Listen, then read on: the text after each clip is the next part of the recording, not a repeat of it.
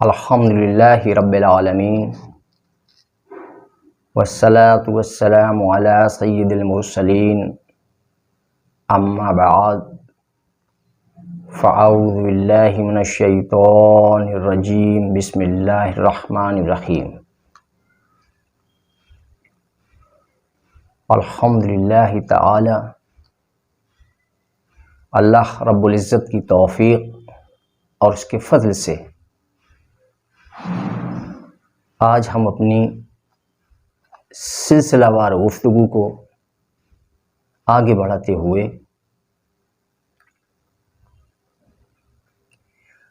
خواہشات کی محبت اور مرغوب چیزیں آزمائش کے لیے آراستہ کی گئیں، یعنی کہ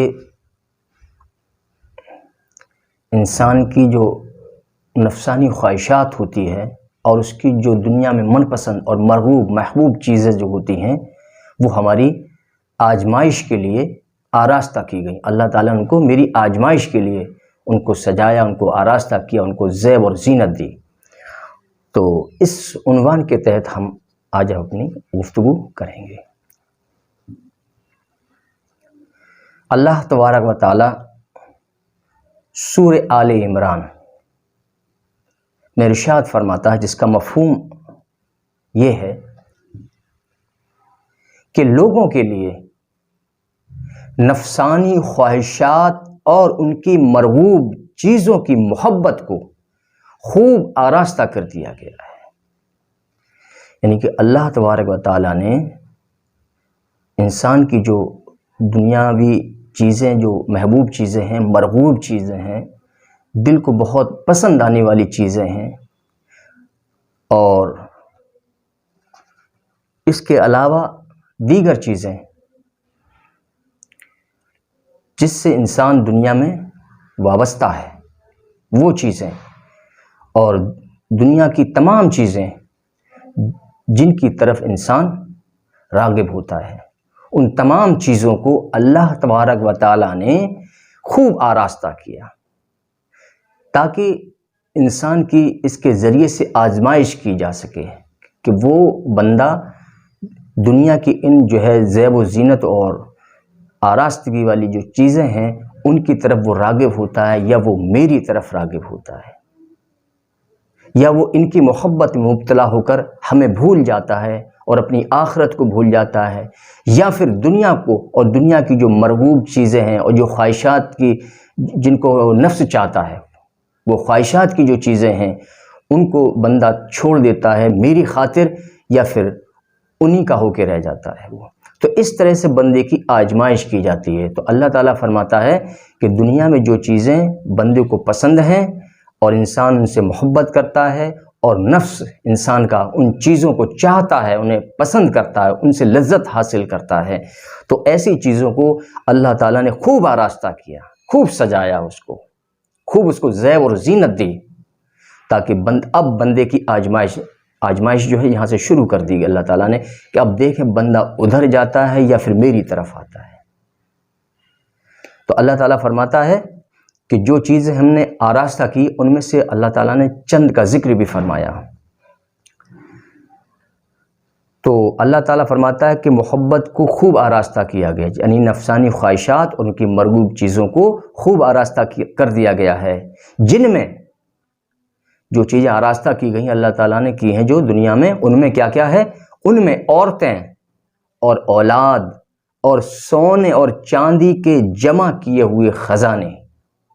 ان چیزوں کو اللہ تعالیٰ نے خوب آراستہ کیا، جن میں عورتیں بھی ہیں جن کی طرف انسان راغب ہوتا ہے اور نفس چاہتا ہے، اور اولاد کہ جن کی محبت میں انسان مبتلا ہو کر اپنی آخرت سے بھی غافل ہوتا ہے بعض اوقات، اور اللہ رب العزت کے ذکر اور اس کی یاد سے بھی غافل ہوتا ہے۔ ان میں اولاد بھی ہے، عورتیں بھی ہیں جن کو خوب آراستگی دی گئی،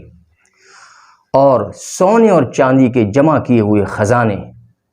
اور نشاندار خوبصورت گھوڑے اور مویشی اور کھیتی یعنی کہ باغات وغیرہ، یہ سب اس میں داخل ہیں۔ یہ سب دنیاوی زندگی کا سامان ہے اور اللہ تعالیٰ کے پاس بہتر ٹھکانہ ہے۔ یعنی جن چیزوں کو اللہ تبارک و تعالیٰ نے آراستہ کیا ہے کہ جن کی محبت انسان کے اندر خود بخود پیوست ہو جاتی ہے، تو اللہ تعالیٰ فرماتا ہے کہ دنیا میں جتنی بھی چیزیں ہیں جن کو میں نے انسانوں کے لیے آراستہ کیا، ان کی آزمائش کے لیے ہم نے آراستہ کیا ہے، تو یہ سب کیا ہے؟ یہ دنیاوی زندگی کا چند دنوں کا سامان ہے، صرف چند دنوں کا۔ اور اللہ تعالیٰ فرماتا ہے اور میرے پاس، یعنی اللہ تعالیٰ کے پاس بہتر ٹھکانہ ہے۔ یہ آل عمران کی آیت نمبر ہے 14۔ اسی ضمن میں اگلی آیت، اللہ تبارک تعالیٰ نے جب تمام دنیاوی چیزوں کو آراستہ کر دیا، ان کو خوب سجا دیا، خوب ان کا سنگار کر دیا اور ان کو خوبصورت بنا دیا، اور لوگ اس سے متاثر بھی ہوتے ہیں، اس کی طرف راغب بھی ہوتے ہیں اور ان چیزوں سے محبت بھی کرتے ہیں، اور انہی میں پھنس کر وہ اپنی آخرت سے غافل ہو جاتے ہیں اور رب تعالیٰ کی یاد اور اس کے ذکر سے بھی غافل ہو جاتے ہیں۔ وہ بھول جاتے ہیں کہ ہمیں مرنا بھی ہے، ہمیں قبر میں جانا بھی ہے، ہمیں قیامت میں حساب دینا بھی ہے۔ تو اس طرح سے جب اللہ تعالیٰ نے تمام چیزوں کو آراستہ کر لیا، اس کے بعد اللہ تبارک و تعالیٰ نے سورہ طٰہٰ میں اللہ تعالیٰ نے اپنے حبیب سے فرمایا کہ اے حبیب صلی اللہ تعالیٰ علیہ وسلم، یہ سورہ طٰہٰ کی آیت کا میں مفہوم بیان کر رہا ہوں کہ آپ دنیاوی زندگی کی زیب و آرائش کی ان چیزوں کو ہرگز نگاہ اٹھا کر نہ دیکھنا کہ میں نے جو لوگوں کے لیے دنیا میں ان کی مرغوب چیزیں، ان کی خواہشات کی چیزیں میں نے جو آراستہ کر رکھی ہیں دنیا میں، اے محبوب آپ ان کی طرف نگاہ اٹھا کر بھی نہ دیکھنا، کیونکہ ظاہر سی بات ہے کہ انسان جب ان کی طرف نگاہ اٹھا کر دیکھتا ہے تو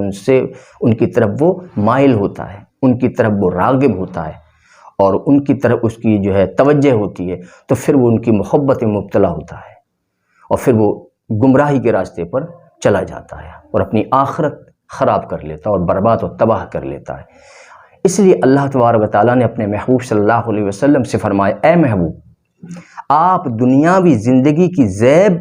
و آرائش اور کی ان چیزوں، زیب و آرائش کی ان چیزوں کو ہرگز نگاہ اٹھا کر نہ دیکھیں کہ جو ہم نے بعض لوگوں کو عارضی طور پر مزے اڑانے کے لیے دے رکھی ہیں، تاکہ ہم انہی چیزوں میں ان کے لیے فتنہ پیدا کر دیں، یعنی ان کو بڑی آفت و آزمائش میں ڈال دیں، اور آپ کے رب کی اخروی عطا، یعنی اللہ تعالیٰ جو آخرت میں جو نیک اعمال کے سبب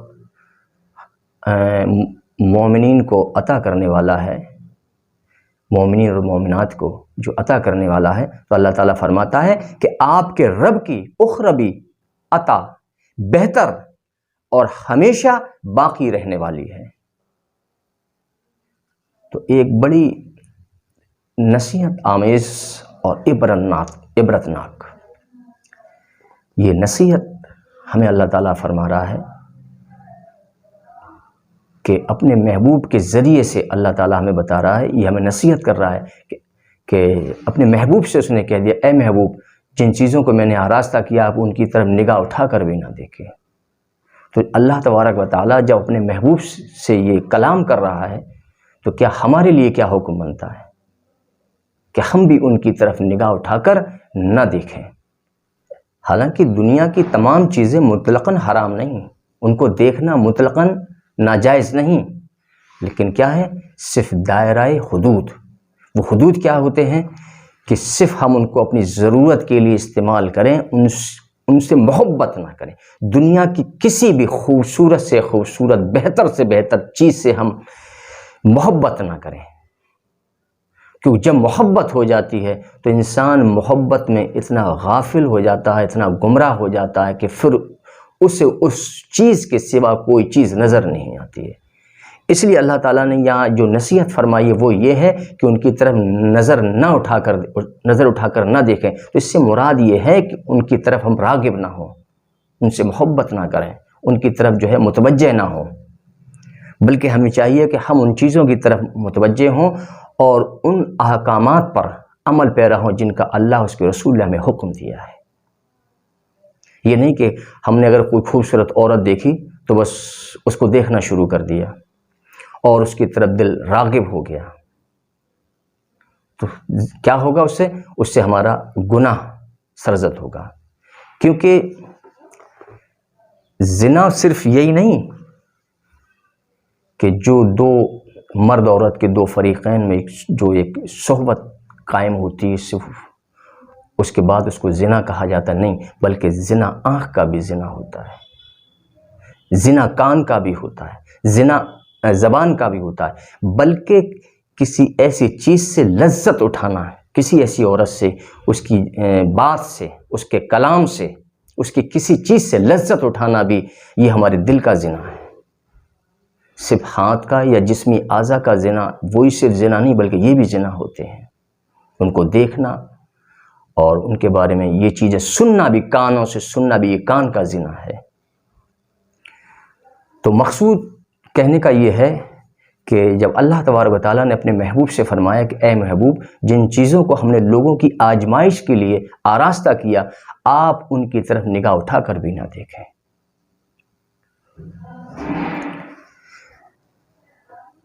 اسی ضمن میں ایک اور آیت ارشاد باری تعالیٰ ہے، آپ ہرگز ان چیزوں کی طرف نگاہ اٹھا کر نہ دیکھیں جو ہم نے بعض لوگوں کو عیش و عشرت کے لیے دے رکھے ہیں، یعنی ان کی طرف نگاہ نہ کریں۔ بعض لوگوں کو ہم دیکھتے ہیں کہ جو ہم لوگوں کی عیش و عشرت دیکھتے ہیں، ان کے مال کو دیکھتے ہیں، ان کے اسباب کو دیکھتے ہیں، تو ذہن میں یہ خیال ہوتا کہ کاش ہمارے پاس بھی یہی مال ہوتا، اور اگر ہم نے اس کے لیے کوشش شروع کر دی تو پھر کیا ہوگا کہ ہم اس مال کو حاصل کرنے کے لیے اس مال کی محبت کی وجہ سے، اس کی خواہش کی وجہ سے ہم حرام اور حلال کا امتیاز کھو دیں گے۔ پھر ہمارے ذہن میں صرف ایک ہی چیز باقی رہ جائے گی کہ ہم کسی طرح اس کے برابر پہنچ جائیں یا اس سے ہم آگے نکل جائیں، اس سے زیادہ میرے پاس مال ہو جائے، اور پھر ہم کیا ہے، گناہ پر گناہ کرتے چلے جائیں گے اور کثیر گناہوں کے مرتکب ہو جائیں گے۔ تو کسی پر اگر زیادہ مال ہے، اس کی کثرت ہو، تو یہ اللہ نے اس کو دیا ہے، اس کے لیے اس میں آزمائش رکھی ہو، اور میرے مالک نے، میرے پاک پروردگار نے اگر ہمیں مال کم دیا ہے تو کم مال ہونے بھی میرے لیے آزمائش رکھی ہے۔ تو ان تمام چیزوں میں کیا ہے، اللہ تعالیٰ فرماتا ہے کہ میں نے آزمائش رکھی ہے، کم مال والے کے لیے اور زیادہ مال والے کے لیے۔ اس لیے اللہ تعالیٰ فرماتا ہے کہ آپ ہرگز ان چیزوں کی طرف نگاہ اٹھا کر نہ دیکھیں جو ہم نے بعض لوگوں کو عیش و عشرت کے لیے دے رکھے ہیں۔ تو ہمیں بھی چاہیے کہ ہم جب کسی کی عیش و عشرت کی چیزیں دیکھیں، مثلا کسی کے پاس بہت بہترین گاڑی ہے تو ہم اس کی گاڑی کو نہ دیکھیں، بلکہ ہمیں یہ چاہیے کہ ہمیں میرے مالک نے سائیکل بھی نہیں دی تو ہم اللہ کا شکر ادا کریں کہ میرے مالک تو نے ہم پر چھوٹی آزمائش رکھی ہے، اسے ایک بڑی گاڑی، مہنگی گاڑی دے کر پروردگار تو نے اس پر ایک بڑی آزمائش ڈال دی۔ اے میرے مالک، اے میرے رب، تیرا لاکھ لاکھ شکر ہے کہ تو نے ہمیں چھوٹی آزمائش میں ڈالا، بڑی میں نہیں، اس کو بڑی میں ڈال دیا۔ اور نہ ہی ہم کسی طرح کا اس سے حسد کریں، کیونکہ ہم دنیا کی زندگی کو جب تک اپنے ذہنوں سے نکال کر باہر نہیں رکھ دیں گے، دنیا کی زندگی کو، مقصود کہنے کا یہ ہے کہ دنیا کی زندگی کو باہر نکالنے سے مراد یہ ہے کہ دنیا کی زندگی کو محض چند لمحوں کی زندگی کو یہ تصور کر کے رکھیں اور اس کو باہر رکھیں، اور ذہنوں میں صرف آخرت کی زندگی رکھیں، کہ ہمارے ذہن میں، ہمارے دل و دماغ میں صرف آخرت کی زندگی رہے، کہ جو کچھ زندگی ہے مجھے آخرت کی ہے اور ہمیں اپنی آخرت کی زندگی کو بہتر بنانا ہے۔ تو دنیا کی زندگی کو باہر نکال دے، کیوں کہ یہ عارضی زندگی ہے، آخرت کے مقابلے میں لمحے بھر بھی یہ زندگی نہیں، تو اس کو باہر نکال دیں اور آخرت کی زندگی کے تمام امور، جو بھی کام آخرت کی زندگی میں ہونے والے ہیں ہمارے ساتھ، اور آخرت کی زندگی میں جو عیش و عشرت ہمیں ملنے والی ہے، آخرت کی زندگی میں جو ہمیں نعمتیں ملنے والی ہیں، بس ان کا تصور ہر وقت اپنے ذہن میں رکھیں اور اسی کے لیے تیاری کریں، اس کے لیے بہتر عمل کریں۔ یہ نہیں کہ ہم نے کسی کے پاس زیادہ مال دیکھا تو بس اسی کے پیچھے لگ گئے کہ ہمارے پاس بھی یہ ہونا چاہیے، مجھے کچھ بھی کرنا پڑے۔ چاہے مجھے گناہ سے یہ مال کمانا پڑے، چاہے حرام طریقے سے مال کمانا پڑے۔ یہ بالکل غلط ہے، انسان کو گمراہ کرنے والا ہے، انسان کو ہلاکت میں ڈالنے والا، انسان کو تباہ اور برباد کرنے والا، اور انسان کی آخرت کو تباہ اور برباد کر دے گا، اسے ہلاک کر دے گا۔ تو اس لیے اللہ تبارک و تعالیٰ فرماتا ہے کہ آپ ہرگز ان چیزوں کی طرف نگاہ اٹھا کر نہ دیکھیں جو ہم نے بعض لوگوں کو عیش و عشرت کے لیے دے رکھی ہیں، اور نہ ہی ان کی گمراہی پر افسوس کریں۔ یہ بڑا ایک قابل توجہ بات ہے۔ اللہ تعالیٰ فرماتا ہے کہ یہاں مال کا ذکر کرنے کے بعد میں، عیش و عشرت کا ذکر کرنے کے بعد میں اللہ تعالیٰ نے کیا فرمایا؟ اور نہ ہی ان کی گمراہی پر افسوس کریں، کہ جب مال زیادہ آتا ہے تو اکثر اوقات انسان گمراہ ہو جاتا ہے، کیونکہ اسے مال کی محبت ہو جاتی ہے، اور مال کی محبت گمراہی کا سبب بنتی ہے۔ اس لیے اللہ تعالیٰ فرماتا ہے کہ جب ان کے پاس عیش و عشرت آ جائے، مال آ جائے، جب وہ گمراہ ہو جائیں تو ان کی گمراہی پر آپ افسوس بھی نہ کریں، اور اہل ایمان کی دل جوئی کے لیے اپنی شفقت و توجہ کے بازو پھیلا دیں۔ اللہ تعالیٰ اپنے حبیب سے یہ فرما رہا ہے۔ یہ سورہ ہجر کی آیت نمبر 88۔ تو مذکورہ آیات میں اللہ تبارک و تعالیٰ نے اپنے حبیب سے یہ چیز فرمائی، اور بڑا یہ غور کرنے والی بات ہے کہ جو چیز اللہ تبارک و تعالیٰ اپنے محبوب سے فرما رہا ہے تو وہ ہمارے لیے کتنی اہم بنتی ہے۔ جو چیز اللہ نے اپنے محبوب سے فرمائی ہو کہ اے محبوب آپ ان کی طرف نگاہ اٹھا کر نہ دیکھیں، تو اب ذرا غور کرنے والی بات ہے کہ وہ چیز ہمارے لیے کتنی اہم اور کتنی ضروری ہے کہ ہم اس پر عمل کریں۔ مذکورہ آیات میں حضور صلی اللہ تعالیٰ علیہ وسلم سے خطاب ہے، جو میں نے سورہ ہجر کی آیت بیان کی ہے اور سورہ طٰہٰ کی آیت بیان کی ہے، اس کا مفہوم میں نے جو بیان کیا ہے، تو اس میں حضور علیہ السلام سے خطاب ہے اللہ تبارک و تعالیٰ کا، لیکن یہ آیات تمام مسلمانوں کے لیے عام ہے، اور ان میں مسلمانوں کے لیے بڑی نصیحت اور اعلیٰ درس ہے۔ اور ان آیات میں جو بات قابل توجہ ہے وہ یہ ہے کہ ایک آیت میں اللہ تعالیٰ نے فرمایا کہ لوگوں کی من پسند چیزوں کی محبت کو خوب آراستہ کیا گیا، جن میں عورتیں، مال، اولاد، سونا، چاندی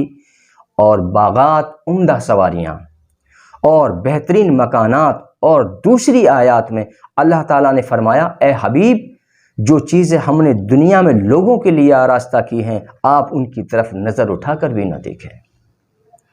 کیونکہ یہ تمام چیزیں فانی اور اللہ تعالیٰ کی یاد سے غافل کر دینے والی ہیں۔ یعنی جو چیزیں اللہ تعالیٰ نے لوگوں کے لیے آراستہ کی ہیں، جو سجائی ہیں، جن کو زیب و زینت بخشی اللہ تعالیٰ نے، وہ چیزیں کیا ہیں؟ اللہ تعالیٰ کی یاد سے غافل کر دینے والی ہیں اور آخرت سے غافل کر دینے والی ہیں۔ اس لیے اللہ تعالیٰ نے فرمایا اے حبیب آپ ان کی طرف نظر اٹھا کر بھی نہ دیکھیں، اور ان کی بیجا محبت اور رغبت دوزخ میں لے جانے والی ہے۔ یعنی ان کی اگر محبت آپ کو ہو جائے گی دنیاوی چیزوں کی، مال اور اسباب کی، سونا اور چاندی کی، اور بیوی اور اولاد کی بھی، عورتوں کی اگر محبت آپ کو شدید ہو جائے تو یہ دوزخ میں لے جانے والی ہوں گی، اور ان کی محبت برے انجام کا باعث ہے، اور انہی کے ذریعے دنیا پرستوں اور خدا پرستوں کے درمیان فرق کیا جاتا ہے۔ یہ دنیاوی چیزیں جو آراستہ کی گئی ہیں، جو سجائی گئی ہیں، تو یہ اس سے کیا ہے؟ اس سے دنیا پرستوں میں اور خدا پرستوں میں فرق کیا جاتا ہے، کہ ان میں سے اللہ کی طرف رجوع کرنے والے لوگ، اللہ کی طرف راغب ہونے والے لوگ، آخرت کی طرف راغب ہونے والے لوگ کون ہیں، اور دنیا سے محبت اور دنیا کی رغبت دلوں میں بٹھانے والے لوگ کون ہیں۔ اس طرح یہ دونوں لوگوں میں فرق کیا جاتا ہے۔ اللہ تبارک و تعالیٰ ارشاد فرماتا ہے بے شک ہم نے زمین پر موجود چیزوں کو اس لیے زینت دی تاکہ ہم ان چیزوں کے ذریعے لوگوں کو آزمائیں۔ پھر اللہ تعالیٰ نے ارشاد فرمایا، یہ سورہ کہف کی آیت ہے جس کا میں مفہوم بیان کر رہا ہوں، کہ بے شک ہم نے زمین پر موجود چیزوں کو اس لیے زینت دی تاکہ ہم ان چیزوں کے ذریعے لوگوں کو آزمائیں. یعنی ہر چیز میں آزمائش ہے. یعنی جس کو جو چیز ملی دنیا میں، خواہ وہ مفلس اور محتاج ہو، خواہ وہ امیر ہو غنی ہو، جس کو جو چیز اللہ تعالیٰ نے دی تو اللہ تبارک و تعالیٰ نے اس چیز کے ذریعے سے اس کو آزمایا.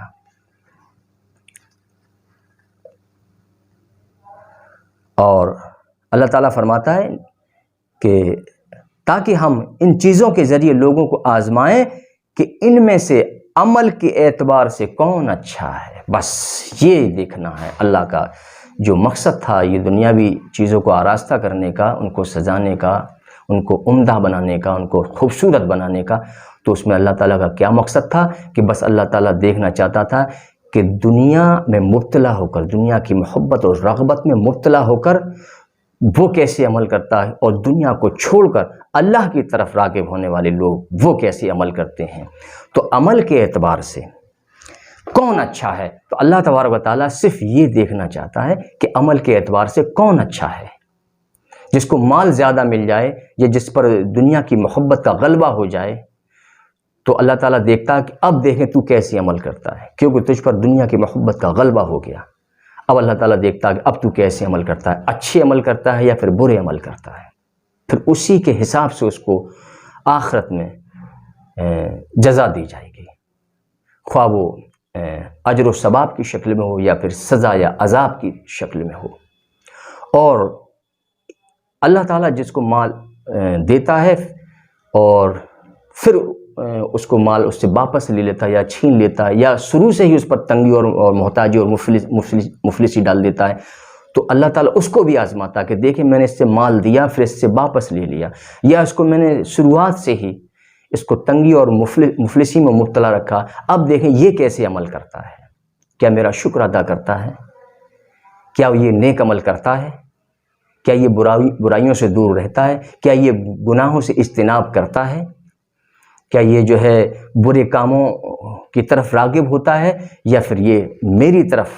راغب ہوتا ہے، اپنی آخرت کی طرف راغب ہوتا ہے. تو اس طرح سے اللہ تعالیٰ تمام بندوں کو آزماتا ہے، مال دے کر بھی اور مال لے کر بھی،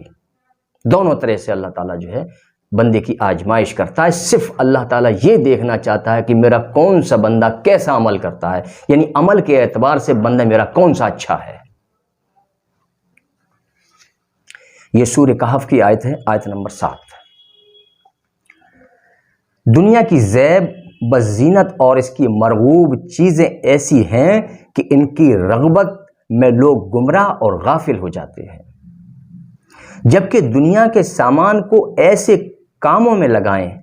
جس سے عاقبت کی درستگی و آخرت کی سعادتیں حاصل ہوں. یعنی دنیا میں اللہ تعالیٰ جو بھی ہمیں چیز عطا فرمائے تو ان سے ہم اپنی آخرت بہتر بنائیں،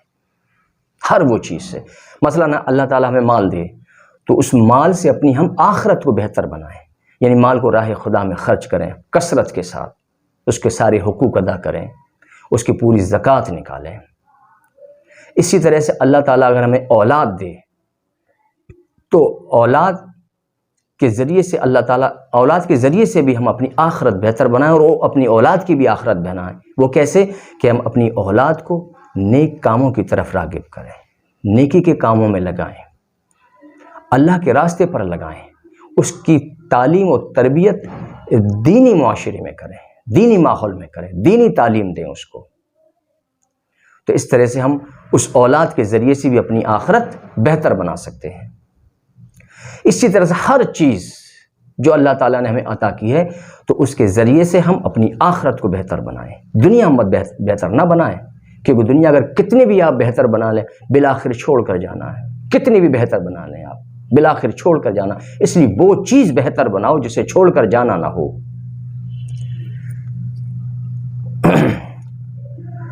تو دنیا کے سامان کو ایسے کاموں میں لگائیں جس سے عاقبت کی درستگی اور آخرت کی سعادتیں ہمیں حاصل ہوں، اور نیک صالح بندوں کا مال ہمیشہ دنیا نہیں بلکہ دین رہا ہے.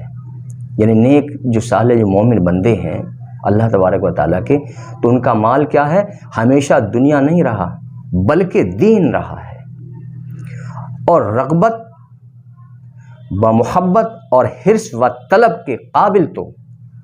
اگر آپ کو رغبت ہی رکھنی ہے یا محبت کرنی ہے اور حرص اور طلب اگر آپ کو کرنی ہے، تو ان چیزوں کی جو قابل ہے وہ کیا ہے؟ وہ صرف اللہ تبارک و تعالیٰ کی رضا و خوشنودی اور جنت ہے۔ اگر ہمیں کسی سے محبت کرنی ہے یا کسی کی طرف ہمیں رغبت رکھنی ہے یا کسی چیز کی ہمیں حرص کرنی ہے یا ہمیں کسی چیز کی طلب کرنی ہے، تو ان چیزوں کی جو حرص ہے یا طلب ہے یا رغبت ہے یا محبت ہے، اگر تمہیں کرنی ہے کسی چیز سے محبت، تو اللہ کی رضا سے کرو، اللہ کی خوشنودی حاصل کرو، اپنی آخرت کو بہتر بنانے کے لیے کرو، اپنی جنت کو پانے کے لیے حرص کرو، طلب کرو، اور اس میں نیک عمل میں اتنے آگے بڑھ جاؤ، اتنی حرص کرو، اتنے بڑے حریص ہو جاؤ کہ اپنی آخرت کو بہتر سے بہتر بنا لو۔ اگر حرص ہی کرنی ہے تو دنیا کی حرص نہ کرو، دنیا کی طلب نہ کرو، بلکہ آخرت کی طلب کرو۔ لہٰذا ہمیں چاہیے کہ ہمیں ان کی رغبت کرنی چاہیے، یعنی کہ اللہ کی رضا و خوشنودی اور جنت اور اللہ کی محبت۔ لہٰذا ان کی رغبت کرنی چاہیے اور انہی کے حصول کے لیے حتی الامکان کوشش کرنی چاہیے۔ ہم مسلمانوں کی اکثریت دنیاوی چیزوں کی محبت و رغبت میں مبتلا ہے۔ اہل خانہ اور اولاد کی وجہ سے زیادہ مال کمانا اور اس میں حلال و حرام کا امتیاز نہ رکھنا اور مال و دولت کو اپنی زندگی کا اصل مقصد سمجھنا اور مال و دولت کی حرص و طلب میں دن رات کوشش کرنا، بینک بیلنس بڑھانا اور دنیاوی سامان میں اضافہ کرنا اور بہترین لباس، عمدہ مکانات اور شاندار گاڑی وغیرہ کا اہتمام کرنا، اور ان سب چیزوں کی وجہ سے انسان اپنی آخرت و یاد الہی سے غافل ہو جاتا ہے، صرف ان چیزوں کی وجہ سے، اور اس طرح وہ اپنی آخرت تباہ و برباد کر لیتا ہے۔ حضرت ابو ہریرہ رضی اللہ تعالیٰ عنہ سے روایت ہے کہ نبی کریم صلی اللہ تعالیٰ علیہ وسلم نے فرمایا کہ تم کسی بد عمل پر کسی نعمت کی وجہ سے رشک نہ کرنا۔ اللہ کے رسول فرماتے ہیں کہ اگر کوئی شخص بد عمل ہو لیکن اس پر کچھ ایسی نعمتیں بھی ہوں تو اس کی نعمت پر کبھی رشک نہ کرنا، کیونکہ تم نہیں جانتے کہ مرنے کے بعد وہ کس چیز سے ملنے والا ہے۔ مثلا کسی کے پاس جب ہم مال اور دولت کو دیکھتے ہیں کہ اس پر کثرت سے اس کے پاس اللہ تعالیٰ نے مال عطا کیا، اس کو کثیر مال دیا ہے، تو اس کی نعمتوں پر ہم رشک کرتے ہیں۔ بعض اوقات اکثر لوگ ایسے میں نے دیکھے ہیں کرتے ہوئے رشک کرتے ہیں، لیکن اللہ کے رسول فرماتے ہیں کہ تم کسی بد عمل پر، یعنی کام اس کے اچھے نہیں، صرف مال اس کے پاس زیادہ ہے، اسباب زیادہ ہیں، اس کی عیش و عشرت زیادہ ہے، تو جب ایسے شخص کو ہم دیکھیں جس کے پاس مال زیادہ ہو اور تو ہم اس کی کسی بھی نعمت پر، خواہ وہ مال ہو یا دیگر کوئی بھی سامان ہو، تو اس کی کسی بھی نعمت پر ہم رشک نہ کریں، کیونکہ اللہ کے رسول فرماتے ہیں کہ تم نہیں جانتے کہ مرنے کے بعد وہ کس چیز سے ملنے والا ہے، اور اللہ تعالیٰ کے پاس اذیت دینے والی ایسی چیز ہے، یعنی دوزخ کی آگ جو فنا نہ ہوگی۔